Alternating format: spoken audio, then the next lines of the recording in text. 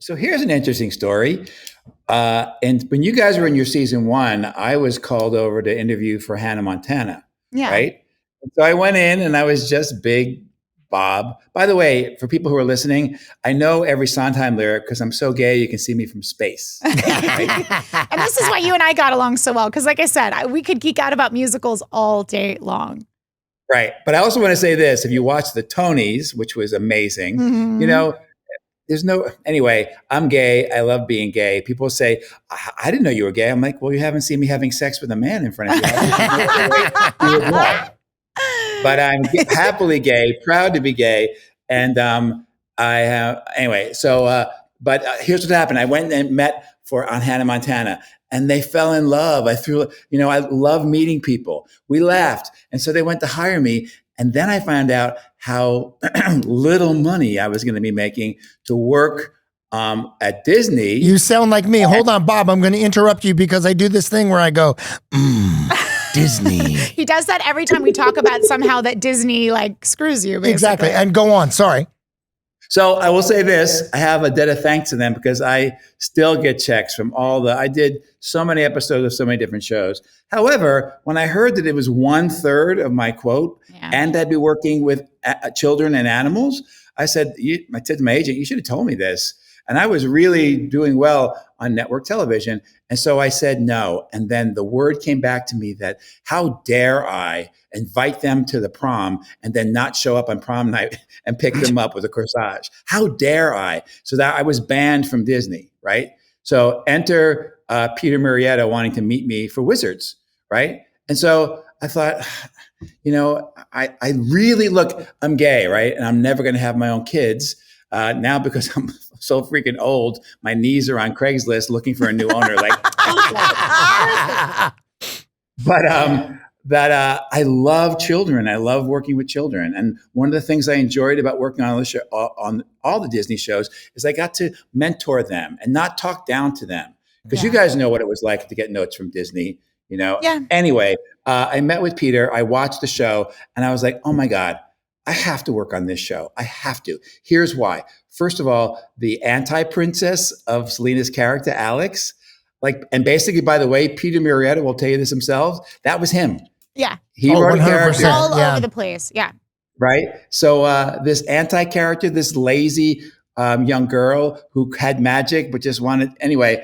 And also I grew up watching reruns of Bewitched and I Dream of Jeannie. So the magic, I'm like, I got to do this. So I gave him the heads up. I said, look, dude, because we had a great meeting.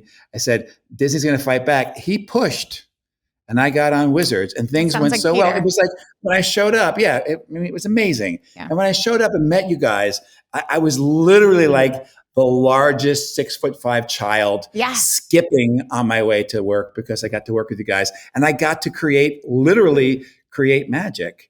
Yeah. And so Disney relented and finally said, fine, we'll let him do that. But you brought the energy up every time you stepped on a set. We knew when it was a Bob episode, it was going to be a fun one. And thank God that Peter Murrieta fought for not just having you there, but fought for the integrity of the show a lot. Yeah, he fought so many battles. All the time. Yeah. And when you said Disney gave notes, I mean, it was like, great episode after the table read. And at table read, you sit down and read the script for the first time.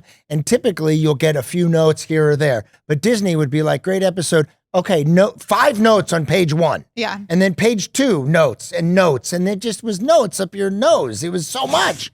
It was, and then also there was a little bit of, and I Bob, just so you know, I just say whatever the fuck I want here, but there was a little bit of people justifying their jobs. Like they had to say some notes.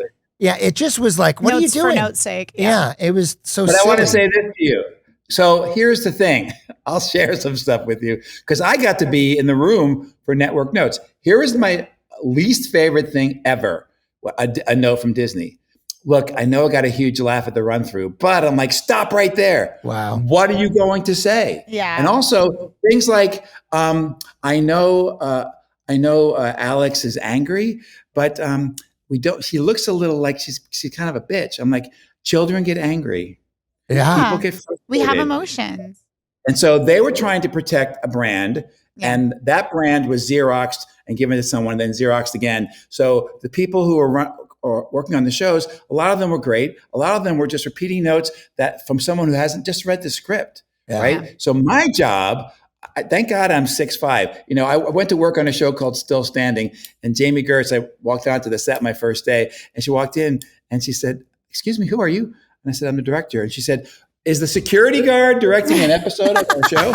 Because my size served me so well that my job was to stand at the gates of what I felt my integrity was, to protect actors from really stupid notes. Guys, the number of times I would listen to a Disney note and go, "Okay, great. So you want him to wink first and then pause and then look around and then go." Yeah. This is like on a pickup. I'm like, "Okay."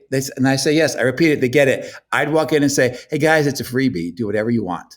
And then just nod your head, right? Because I understand my job is to implement notes. My job is to protect you guys as well, because you're doing a great job. And I have to tell you, like 1/3 of the time when I did my little Disney sneak, just nod your head.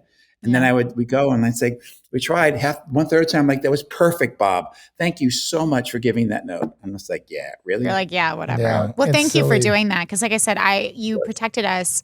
We've talked about in previous episodes about how, you know, it's important to kind of like let kids be kids and protect them from some of that nonsense and like keep them out of their heads and things like that. So thank you. I didn't know that you guys were fighting those battles for us then. So thank you for doing What it. was the a biggest? lot of that stuff. Go ahead.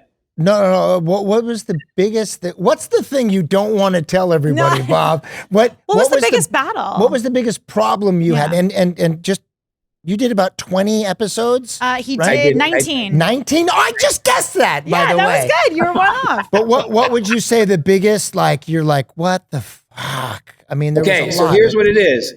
Any show, forget that it's Disney, right? The show becomes a hit, right? And then all of a sudden, everybody's got to have a finger in it so they can participate in the success. And just like you said earlier, David, people have to do their job.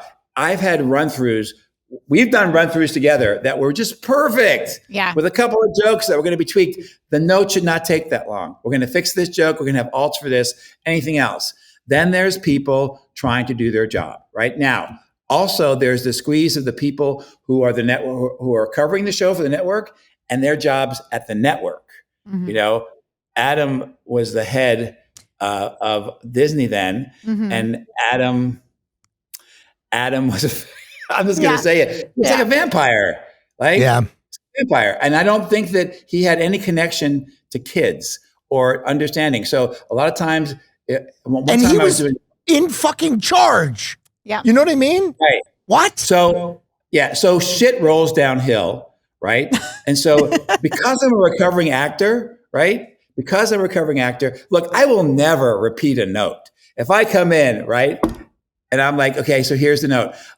You know what? While you're doing the scene, just blame him. Be frustrated. Make it all his fault. And then I give that note and I'm thinking, that's an Emmy-winning note. And it doesn't speak to you. I will never repeat the note. Yeah. My job is to speak your language, right? Is to communicate to you.